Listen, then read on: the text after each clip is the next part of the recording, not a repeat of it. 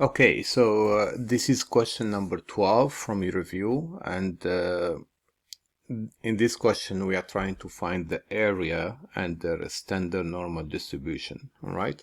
And they are giving you two boundaries, which is 3.14, the z value, and the z equals to minus 1.53, all right? So first of all, before using the calculator, I'm going to be using calculator, of course, but before using the calculator, probably you should understand what you're doing first, right? And I think the best way it will be to graph it. All right, so let's see. So what we are having here, first what they say is a standard normal distribution.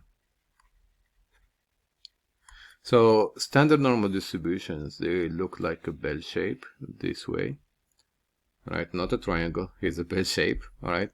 So the middle here is going to be the mean, which is equal to 0.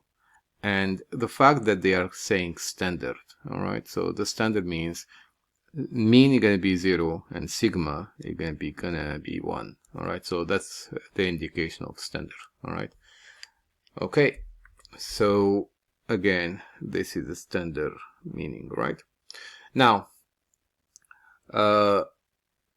they give you two values, one positive value of z, one negative value of z. So if the mean is 0 here, so this is the value 0, that means the right hand side is going to be the positive values and the left hand side is going to be the negative values. All right, let me go back to the values. So there is a z equals to 3.14, all right? And 3.14 would be somewhere here. It's very far away, all right? So this is 3.14. And I'm going to call it Z1. And the other value is Z equals to minus 1.53. So minus 1.13 is going to be roughly here. Z2 is going to be minus 1.53.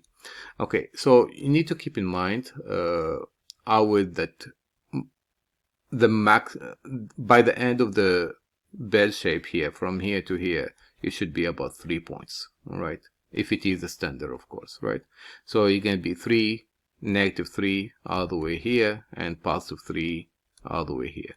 So we have almost all the data is within 3 standard deviation, and our standard deviation is just 1, all right?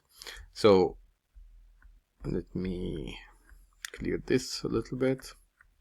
All right, so now what we are looking for, we are obviously looking for this area limited by z2, in between z2 here and z1 over here. All right, so we are looking for this shaded area in here. There you go. So the yellow shaded area, all right?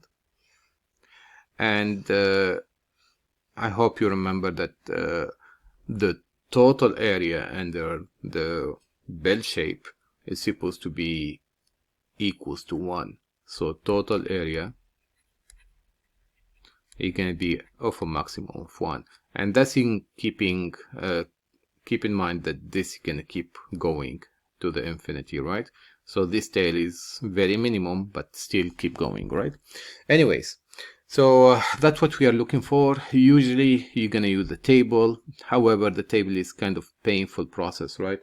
You have to use go look for the values, look at the areas, and so forth.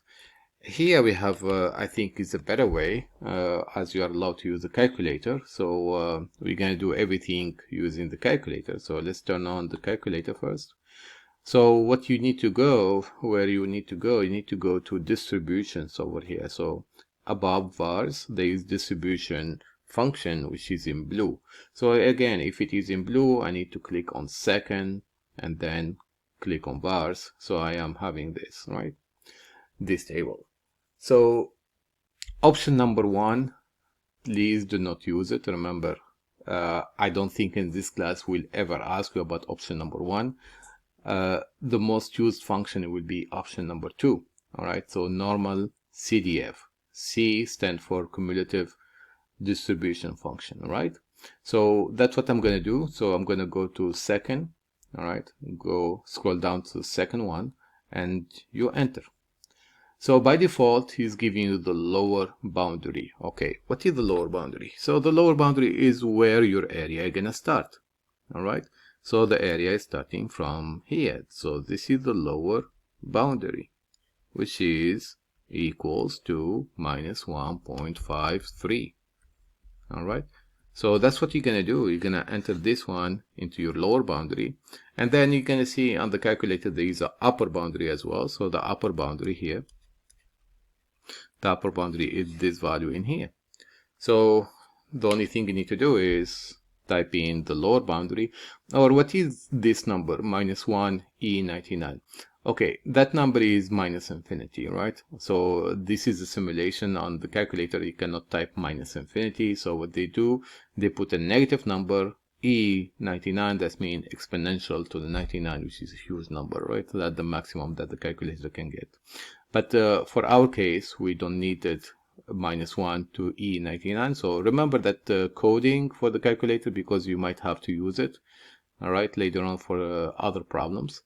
So minus 1 E to 99 basically is somewhere here, somewhere. If this is cut off here and keep going this way, so it's going to be somewhere in here. So minus 1 E to the 99, all right? So this number, whenever it's going to go there. And from the other side, we have similar things. So if I'm going to go to the right side, it's going to be, this is 1 E to the 99, right?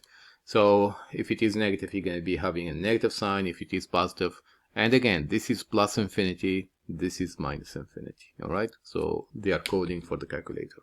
Now we're going to go clear it. Of course, we're going to type in a negative. So for the negative sign, please do not use the negative operation, all right? You got to use the negative sign for the numbers, and this is the negative sign where it's all the way in the bottom here, all right? So negative and then 1.53. Great. And then you're going to go to upper. The upper is 3.14. Now, why we have the mean equals 0 and sigma equal to P1? Because we are in standard mode, all right? If we are not in standard mode, we are able to change them as well, all right? So let's keep 0 and 1, make sure, and then paste and enter. Once you are in paste, so you're going to type it for you on the calculator. You did not get the answer yet. You have to enter again one more time. And this is the value. So the yellow area that you have there is 0.9361. And I need an extra number because this, it has to be rounding. Your answer is usually 4-digit number, but you need this one because you need to round it. All right, so make sure you have the 5th digits, all right, in order to round out this. So 4 is less than 5, so there is no rounding, and this is gonna be my answer, right? So this is my final answer.